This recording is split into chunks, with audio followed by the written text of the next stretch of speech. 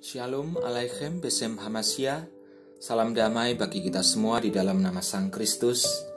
Hari ini Jumat tanggal 28 Oktober 2022 merupakan pesta dari Rasul Simon dan Rasul Yudas. Bersama saya Sulistiawan dari Stasi Santo Yosef, Paroki Santo Stefanus Surabaya, mengajak Bapak Ibu dan saudara-saudari sekalian untuk mendengarkan sabda Tuhan serta memohon rahmat di dalam menghidupi sabda Tuhan tersebut. Dalam nama Bapa dan Putra dan Roh Kudus. Amin. Marilah berdoa. Allah Bapa kami yang bersemayam di dalam terang yang tak terhampiri, di dalam Engkaulah kami hidup, kami bergerak dan kami ada. Kami haturkan puji syukur serta terima kasih, sehingga sampai detik ini Kau masih memperkenan kami untuk hidup, agar kami boleh bertobat dari segala kesalahan dan dosa-dosa kami. Ya Bapa, berkenanlah mengampuni segala dosa dan kesalahan kami, agar dengan hati dan pikiran yang bersih, kami layak dan pantas untuk menerima sabda-Mu yang sebentar lagi akan kami dengarkan. Maka dari itu Allah Bapa yang Maha Kuasa, seluruh doa ini kami haturkan dalam hadirat-Mu dengan pengantaran Yesus Kristus Putra-Mu, yang bersama Dikau dalam persatuan Roh Kudus, Allah yang hidup dan berkuasa sepanjang segala masa. Amin. Semoga Tuhan beserta kita sekarang dan selama-lamanya. Inilah Injil Yesus Kristus menurut Lukas. Dimuliakanlah Tuhan. Lukas bab 6 ayat 12 sampai dengan ayat 19. Sekali peristiwa, pergilah Yesus ke bukit untuk berdoa, dan semalam-malaman ia berdoa kepada Allah. Ketika hari siang, ia memanggil murid-muridnya kepadanya, lalu memilih dari antara mereka 12 orang yang disebutnya rasul. Simon yang juga diberinya nama Petrus, dan Andreas saudara Simon, Yakobus dan Yohanes, Filipus dan Bartolomeus, Matius dan Thomas, Yakobus anak Alfeus dan Simon yang disebut orang Zelot, Yudas anak Yakobus, dan Yudas Iskariot yang kemudian menjadi pengkhianat. Lalu ia turun dengan mereka dan berhenti pada suatu tempat yang datar. Di situ berkumpul sejumlah besar dari murid-muridnya dan banyak orang lain yang datang dari seluruh Yudea dan dari Yerusalem dan dari daerah pantai Tirus dan Sidon. Mereka datang untuk mendengarkan dia dan untuk disembuhkan dari penyakit mereka. Juga mereka yang dirasuki oleh roh-roh jahat beroleh kesembuhan. Dan semua orang banyak itu berusaha menjamah dia, karena ada kuasa yang keluar daripadanya, dan semua orang itu disembuhkannya. Demikianlah sabda Tuhan. Terpujilah Kristus. Bapak, Ibu, dan saudara-saudari yang terkasih,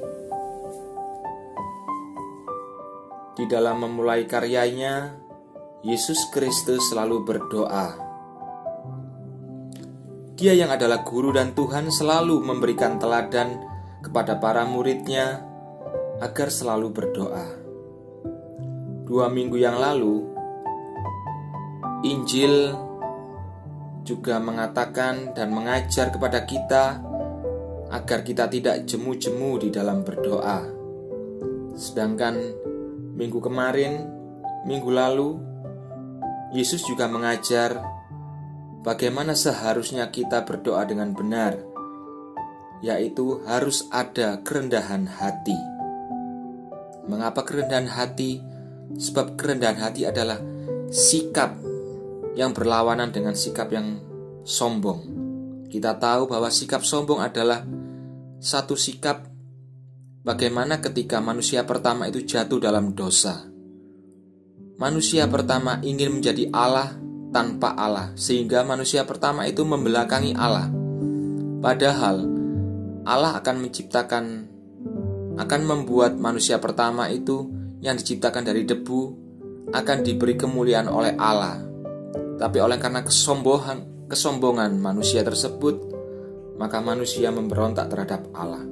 Itu semuanya disebabkan oleh karena kesombongan. Dan di sini, minggu yang lalu Yesus mengajarkan bagaimana orang harus berdoa, yaitu dengan penuh kerendahan hati dan dengan tidak jemu-jemu. Saat ini pula di dalam Injilnya, Yesus Kristus berdoa semalam-malamnya dengan tidak jemu-jemunya sebelum memulai karyanya. Dalam konteks Injil pada hari ini, Yesus berdoa sebelum memilih ke-12 rasul. Dan tentu kita tahu 12 rasul yang dipilih oleh Yesus merupakan simbol dari ke-12 suku Israel yang baru. Bapak, Ibu, dan saudara-saudara yang terkasih, dengan melalui doa yang tidak jemu-jemu dan penuh kerendahan hati,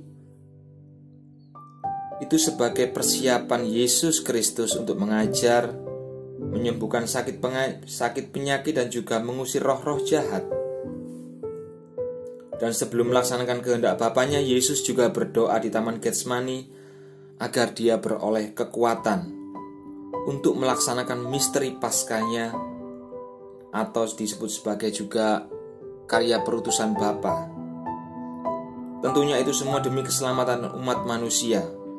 Salah satunya yaitu adalah Yesus telah menundukkan total kehendak manusiawinya kepada kehendak ilahinya. Ketika Yesus mengatakan, "Ya Bapa, jikalau Engkau mau, Kau bisa ambil cawan ini daripadaku, tetapi bukan kehendakku yang jadi, kehendak-Mu lah yang jadi."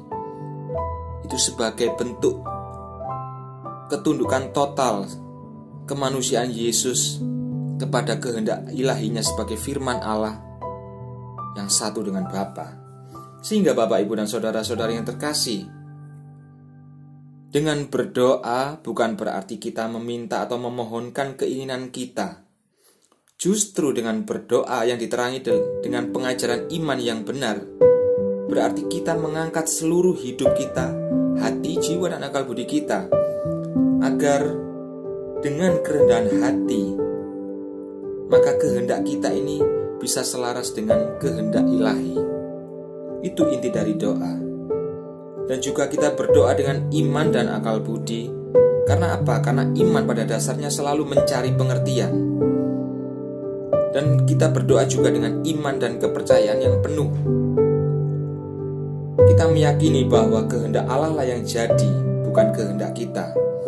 Seperti halnya tanggapan dari Bunda Maria ketika malaikat Gabriel sampai kepada Bunda Maria untuk mengandung Sang Immanuel. "Terjadilah padaku menurut kehendak-Mu." Itu sebagai bentuk ketaatan dan ketundukan total Bunda Maria kepada kehendak ilahi.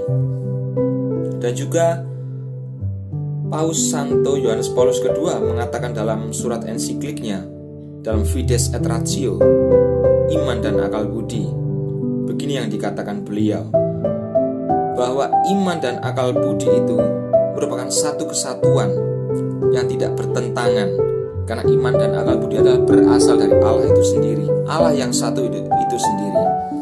Dan iman dan akal budi tersebut bagaikan sepasang dua sayap yang keduanya mengepakkan bersama dalam menggapai kebenaran, sehingga Allah itu dikenali dan dicintai. Dan itu pula menjadi kehendak Bapa atas hidup kita, agar kita semua umatnya mengenali sang kebenaran dengan sebenar-benarnya seperti yang diwartakan oleh gereja.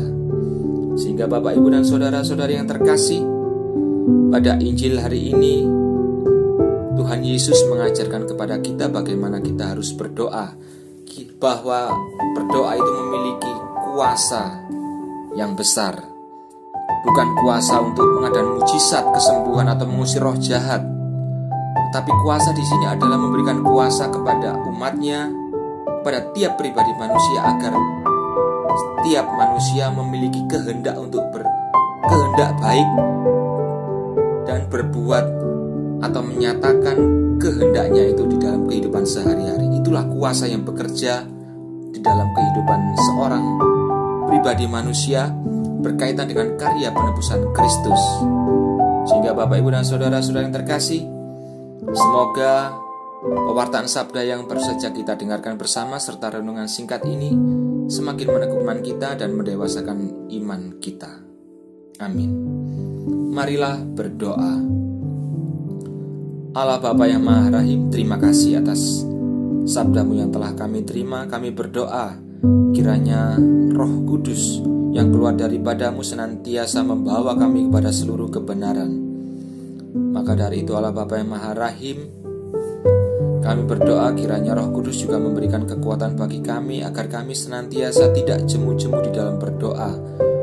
Dan kiranya Roh Kudus menerangi hati, jiwa, dan akal budi kami di dalam kehidupan kami, di dalam pesiaran kehidupan kami pada hari ini. Maka seluruh doa, permohonan maupun harapan kami umat-Mu, kami haturkan dalam hadirat-Mu dengan pengantaran Yesus Kristus Putra-Mu, yang bersama Dia dan dalam Dia, bagi-Mu Allah Bapa yang Maha Kuasa dalam persekutuan dengan Roh Kudus, segala hormat dan kemuliaan sepanjang segala masa. Amin. Kemuliaan kepada Bapa dan Putra dan Roh Kudus, seperti pada permulaan, sekarang, selalu, dan sepanjang segala abad.